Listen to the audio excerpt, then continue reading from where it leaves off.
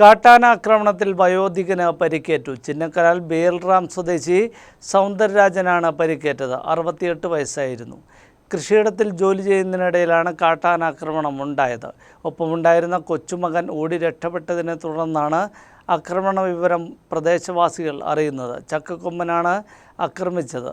ആക്രമണത്തെ തുടർന്ന് കൃഷിയിടത്തിൽ നിലയുറപ്പിച്ച കാട്ടാനയെ വനംവകുപ്പ് ഉദ്യോഗസ്ഥരെത്തി തുരത്തിയതിനെ തുടർന്നാണ് സൗന്ദരരാജനെ രക്ഷിക്കാനായത്. ഇരു കൈകൾക്കും നെഞ്ചിനും ഗുരുതരമായി പരിക്കേറ്റ ഇയാളെ രാജകുമാരി സ്വകാര്യ ആശുപത്രിയിലെത്തിച്ച് പ്രാഥമിക ചികിത്സ നൽകിയ ശേഷം തമിഴ്നാട് തേനി മെഡിക്കൽ കോളേജ് ആശുപത്രിയിലേക്ക് മാറ്റി.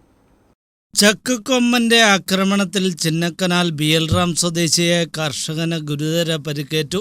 വെള്ളക്കല്ലിൽ സൗന്ദരരാജനാണ് പരിക്കേറ്റത്. ഉച്ചയ്ക്ക് ശേഷം 2 മണിക്ക് കൃഷിയിടത്തിൽ ജോലി ചെയ്യുമ്പോഴാണ് സൗന്ദരരാജനെ കാട്ടാന ആക്രമിച്ചത്. വർഷങ്ങൾക്ക് മുമ്പ് വീണ് പരിക്കേറ്റതിനാൽ സൗന്ദരരാജന്റെ വലതുകാലിന് ശേഷിക്കുറവുണ്ടായിരുന്നു.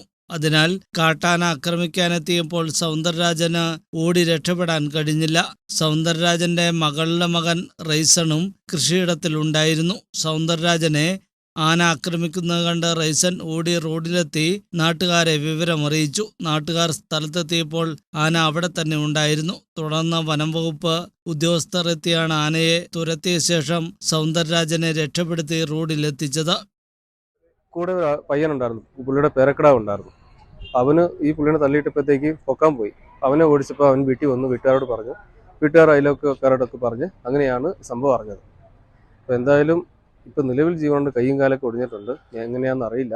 നാട്ടുകാരെല്ലാം കൂടെ കയറിപ്പോയപ്പോഴത്തേക്ക് സമ്മതിച്ചില്ല. ആന അവിടെ തന്നെ നിൽക്കുകയാണല്ലോ. അപ്പോൾ ഫോറസ്റ്റുകാരെ വിളിച്ചറിയിച്ചു.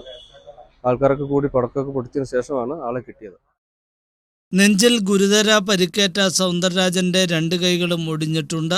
രാജകുമാരിയിലെ സ്വകാര്യ ആശുപത്രിയിൽ എത്തിച്ച ശേഷം പിന്നീട് തേനി മെഡിക്കൽ കോളേജിലേക്ക് മാറ്റി. കഴിഞ്ഞ 8-നാണ് ബേൽറാമിന് സമീപം പന്നിയാറിൽ കാട്ടാനാക്രമണത്തിൽ തോട്ടം തൊഴിലാളിയായ പരിമളം കൊല്ലപ്പെട്ടത്. ന്യൂസ് ബ്യൂറോ, രാജകുമാരി.